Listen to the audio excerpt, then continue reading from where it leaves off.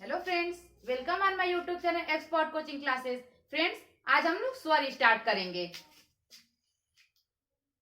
सबसे पहले हम लोग व्याकरण में जो पढ़े थे वर्णमाला, वर्णमाला को पहले फिर से रिवाइज कर लेते हैं। वर्णमाला क्या होता है? वर्णों के व्यवस्थित समूह को वर्णमाला कहते हैं। वर्णों के व्यवस्थित समूह को वर्णमाला कहते हैं। जैसा कि हम लोग जानते हैं कि वर्णमाला दो प्रकार का होता है। पहला होता है स्वर, दूसरा होता है व्यंजन।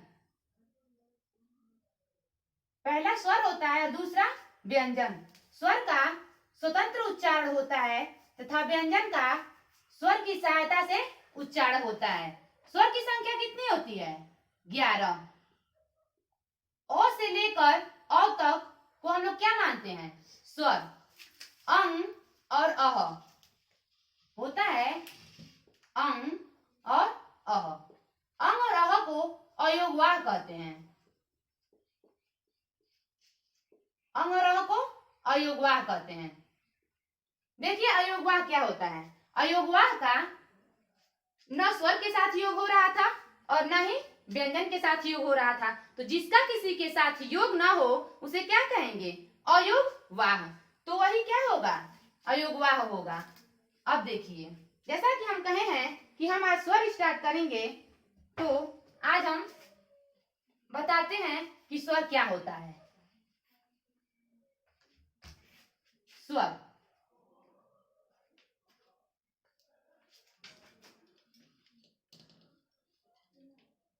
स्वरों का तुरंत उच्चारण होता है। तुरंत उच्चारण होता है। स्वरों का तुरंत उच्चारण होता है। परिभाषा के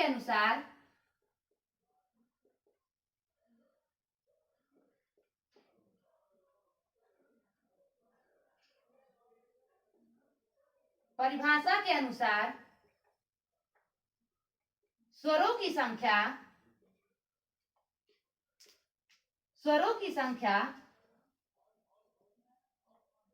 11 होता है,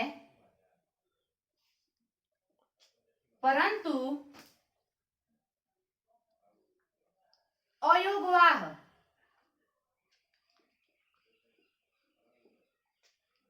अयोगवाह किसे कहते हैं? अंग और अह को। परंतु अयोगवाह के जुड़ने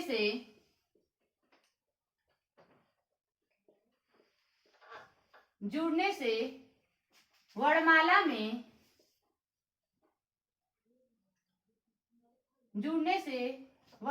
में स्वरों की संख्या 13 हो जाती है। 13 हो जाती है। देखिए स्वर क्या होता है। स्वरों का तुरंत उच्चारण होता है। परिभाषा के अनुसार स्वरों की संख्या कितनी होती है? 11 होती है, परंतु अयोगवाह यानी अंग और अह के जुड़ने से वर्णमाला में स्वरों की संख्या कितनी हो जाती है? 13। अब देखिए, स्वर को संस्कृत में अच कहते हैं। अब देखिए स्वरों के भेद।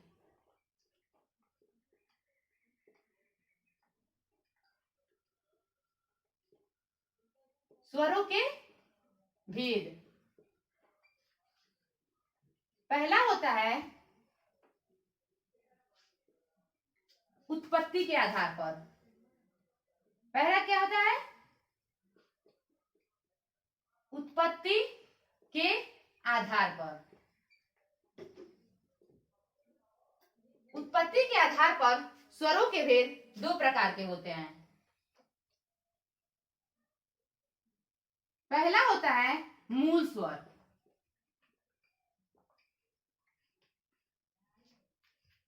दूसरा होता है संधि स्वर।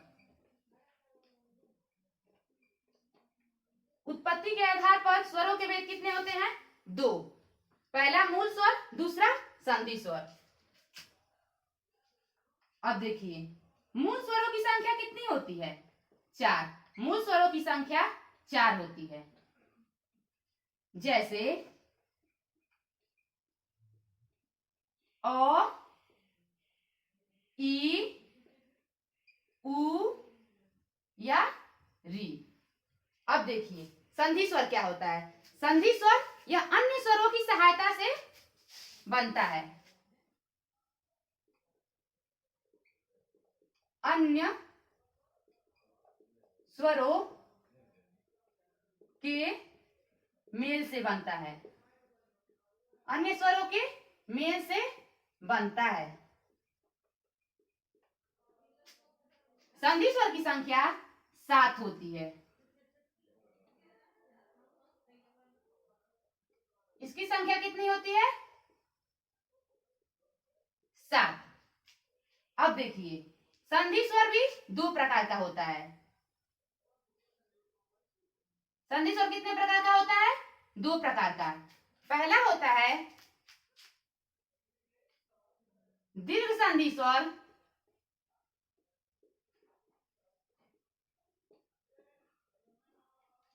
पहला होता है दीर्घ संधि स्वर और दूसरा होता है संयुक्त संधि स्वर।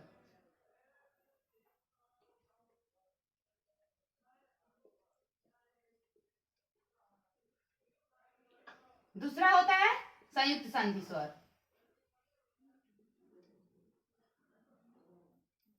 अब चलिए इसको पहले हम लोग ऊपर देख लेते हैं।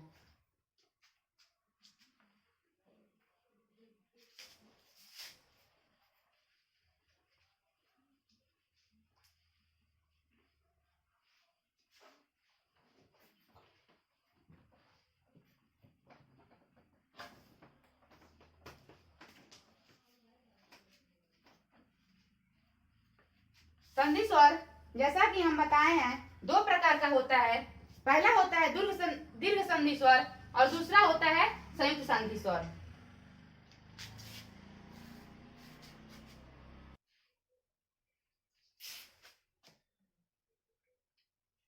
संधि स्वर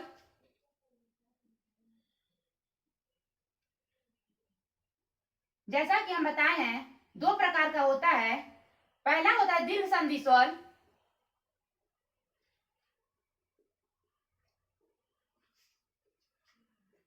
और दूसरा संयुक्त संधि स्वर। वही नीचे का बता रहे हैं, कंफ्यूज मत होइएगा। संयुक्त संधि स्वर देखिए दीर्घ संधि स्वर सजातीय स्वरों के मेल से बनता है। सजातीय स्वरों के मेल से बनता है। मेल से बनता है। जैसे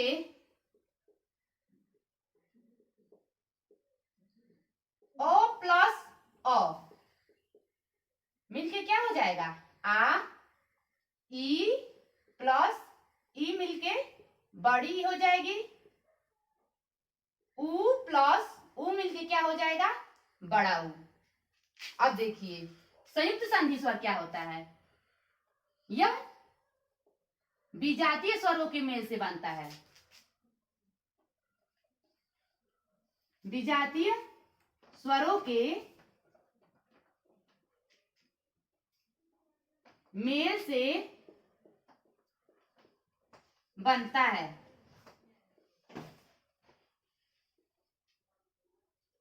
जैसे अ प्लस ई मिलके ए, अ प्लस ए मिलके ए, अ प्लस उ मिलके ओ,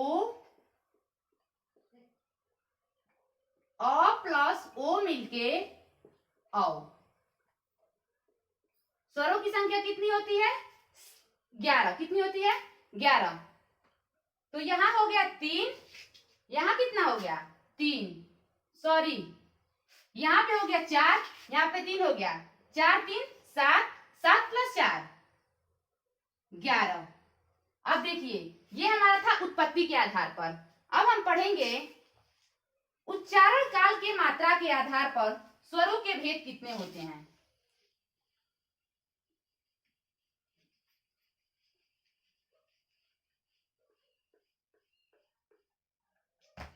पढ़ेंगे उच्चारण काल मात्रा के आधार पर।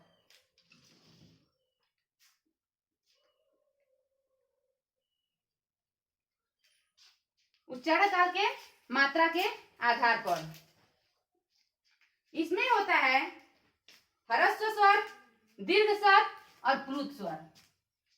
कितने प्रकार होते हैं इसका? ह्रस्व स्वर,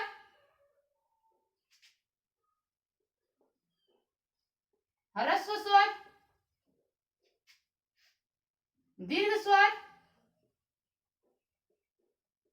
और प्लुत स्वर।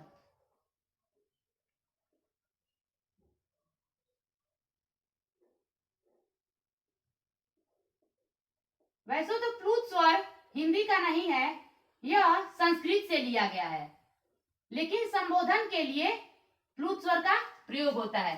ह्रस्व स्वर क्या होता है?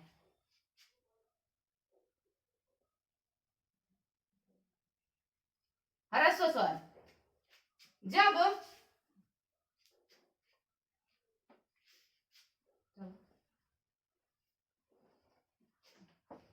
जिनके उच्चारण में बहुत कम समय लगता है। ह्रस्व स्वर क्या होता है? जिनके उच्चारण में बहुत कम समय, जिनके उच्चारण में बहुत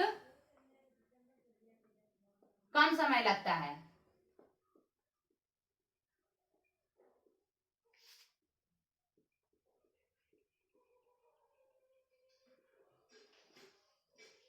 जैसे अ, ई, उ, री। अ क्या होता है? अमात्रिक स्वर होता है। अमात्रिक स्वर होता है।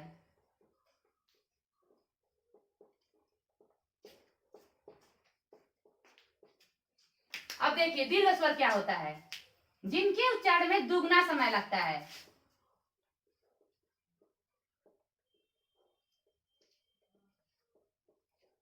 जिनके उच्चारण में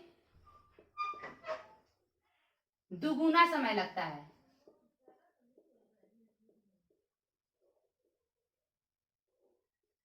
दुगुना समय लगता है। जैसे द्विमात्रिक,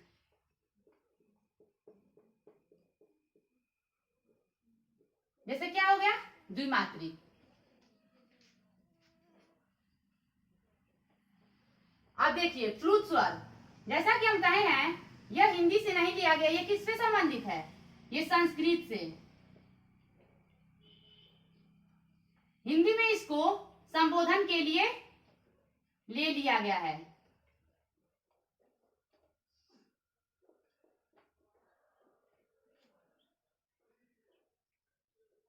जैसे मामा मारिच बुलाते हैं राम को, कहते हैं हे राम सुनो, हे राम सुनो।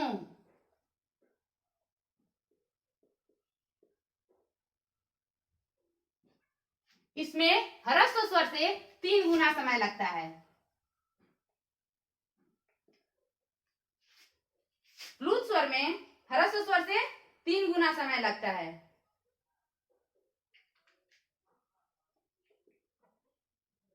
ह्रस्व स्वर से 3 गुना समय लगता है।